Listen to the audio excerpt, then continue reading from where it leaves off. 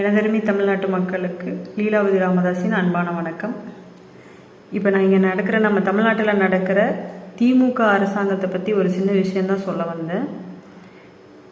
மத்திய அரசாங்கத்தில் ஆளக்கூடிய மோடி கவர்மெண்ட்டு இந்த 10 வருஷமாக செஞ்ச விஷயங்களை மக்கள்கிட்ட எடுத்துகிட்டு போகிறதுக்காக சங்கல்ப யாத்திரைன்னு ஒரு விஷயத்தை இப்போ செஞ்சிட்ருக்காங்க. இப்போ மோடி அரசாங்கம் இந்த 10 வருஷமாக பார்த்திங்கன்னா ஒரு ஏழை மக்களில் அவங்க ஒரு பெண்கள் உள்பட குழந்தைகள் உள்பட வயசானவங்க வரைக்கும் என்னென்ன தேவைங்கிறத பார்த்து ஒரு பெத்த தாய் தகப்பன் ஒரு குழந்தைக்கு என்ன செய்வாங்களோ அதை பார்த்து செய்கிறாரு அந்த மனுஷன். அதை கொண்டு போய் சேர்க்கறதுல இவங்களுக்கு என்ன கஷ்டம்? ஒன்றுமே இல்லாமல் இருக்கக்கூடிய ஒருத்தங்களுக்கு இடம் இருந்தால் அவங்களுக்கு வீடு கட்டி கொடுத்து, பிரதான் மந்திரி திட்டத்தில் வீடு கட்டி கொடுத்து, சல்ஜீவன் திட்டத்தில் தண்ணி பைப்பு கொடுத்து, உஜ்வாலால அடுப்பை கொடுத்து, முத்ரால லோனை கொடுத்து, லைட்டு சூரிய லைட்டு கொடுத்து, இன்னும் அடுக்கிட்டே போகலாம். பாத்ரூம் டாய்லெட்டு நம்ம இப்போ டாய்லெட் கொடுத்து, மருத்துவ காப்பீடு கொடுத்து, தொழில் செய்கிறாங்களா அவங்களுக்கு விஸ்வகர்மாவில் லோனு கொடுத்து, எவ்வளோ திட்டம்.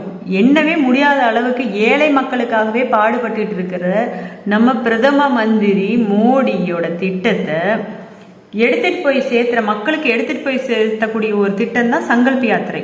அந்த வண்டி இந்தியா முழுவதும் நல்லபடியா போயிட்டு இருக்கு. இப்ப பாத்தீங்கன்னா எங்க ஊர்ல இன்னைக்கு ஒரு நிகழ்ச்சி நடந்தது. அதுக்காக தான் நான் இந்த பதிவை போடுறேன். என்ன அப்படின்னா, சங்கல்ப யாத்திரை வண்டி ஒரு மத்திய அரசாங்கத்துல இருந்து வருது. அது கவர்மெண்ட்டு தான் ஏற்படுத்தியிருக்குது. எந்த கட்சிக்காரங்களும் யாரும் எதுவும் செய்யவே இல்லை.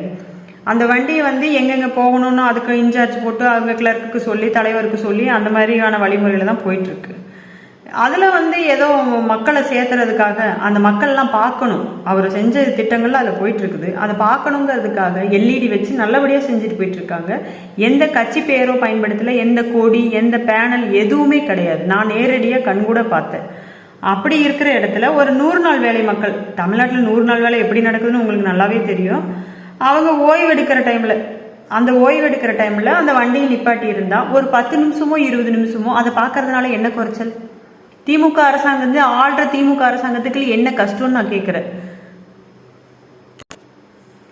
ஏன் மக்கள் பார்த்தா தெரிஞ்சுப்பாங்களா மத்திய அரசாங்கம் தான் எல்லாம் செய்யுது, நம்ம எதுவுமே செய்யலை அப்படின்னு? உங்களோட இதுதான் எல்லாருக்குமே தெரிஞ்சிருச்சு. இப்போ பேரிடரில் தூத்துக்குடி முதல் கொண்டு சென்னை முதல் கொண்டு நம்மளோட எல்லா கஷ்டமும் எப்படி மக்களுக்கு நம்ம எதனால கஷ்டப்படுறோங்கிற மக்கள் புரிஞ்சுக்கிட்டாங்க. இனி நீங்கள் ஏமாற்றவே முடியாது. 100 நாள் வேலை திட்டம்ங்கிறதே மத்திய அரசாங்கத்தோட தான். அந்த மத்திய அரசாங்கம் கொடுத்த திட்டத்தில் மத்திய அரசாங்கத்தை பற்றி சொல்கிறதுக்கு ஒரு 10 நிமிஷம் டைம் இல்லையா? 100 நாள் வேலை நீங்கள் 8 மணி நேரம் செஞ்சிட்டு இருக்குதா? தமிழ்நாட்டில் எப்படி போகுதுன்னு தெரியும் இல்லை? ஒவ்வொரு யூனியன்லையும் எடுத்தால் இதை பற்றி பயங்கரமான லிஸ்டெல்லாம் உலகமகா நடிப்புடா சாமி அப்படின்னு கேள்விதான் பட்டிருக்கோம், கவுண்டமணி சொல்லி டிவியில் பார்த்துருக்கோம். ஆனால் நடிப்பை நேரில் பார்த்தங்க இந்த திமுக காரங்க கிட்ட தான் அந்த உலகமகா நடிப்பை கற்றுக்கணும். அதுவும் இருக்காங்களே அதிகாரிங்க, ஆஸ்கர் அவார்டே கொடுக்கலாம். இந்த 4 நாள் முன்னாடி நாங்கள் கேட்டப்போ எதுவுமே கொண்டு வரல, இந்த திட்டத்தை மக்கள்கிட்ட கொண்டு போய் சேர்த்த விடலை, ஒரு 100 நாள் வேலையில் கொண்டு போய் கூட சித்தோட நிற்கிறதுக்கு விடலைங்க. ஆனால் மகாராஷ்டிரா எம்பியை மத்திய அரசாங்கத்திலேருந்து இந்த சங்கல்ப யாத்திரை வண்டியை பார்த்துட்டு வர சொல்லி அனுப்பிச்சி வச்சுருக்காங்க, பார்வையிட்டு வர சொல்லி என்ன நடக்குதுன்னு.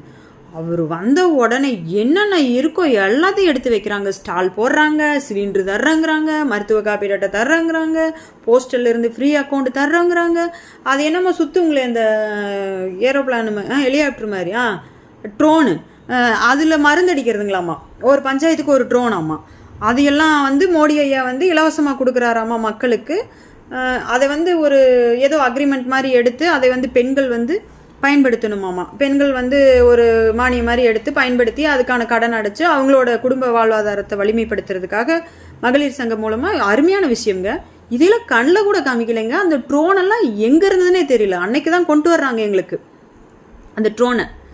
என்ன இதெல்லாம் ஒன்று நீங்கள் செய்யலைங்கிறது தான் வெட்ட வெளிச்சம் ஆகிப்போச்சு. எதுக்கு மறைக்கணும்? நீங்கள் மறைச்சா மட்டும் தெரியாமல் போயிடுமா? நீங்கள் தான் எதுவுமே செய்யலை, எல்லாமே மத்திய அரசாங்கம் தான் செய்யுதுங்கிறது தெரிஞ்ச விஷயமாச்சு. அப்புறம் ஏன் இல்லை அதனால உங்களுக்கு என்ன வருத்தம்? இல்லை நீங்கள் எதுவும் பண்ணலைங்கிறது மக்களுக்கு தெரிஞ்சிருமா? இல்லை மத்திய அரசாங்கம் தான் மக்களுக்கு பண்ணுறாங்கங்கிறது தெரிஞ்சிருமா? சொல்லுங்கள் தமிழ்நாட்டு மக்களே. நல்லா முழிச்சுக்குங்க. இதை விட்டால் உங்களுக்கு ஒரு விடிவெள்ளி காலம் வரவே வராது வாழ்க்கையில்.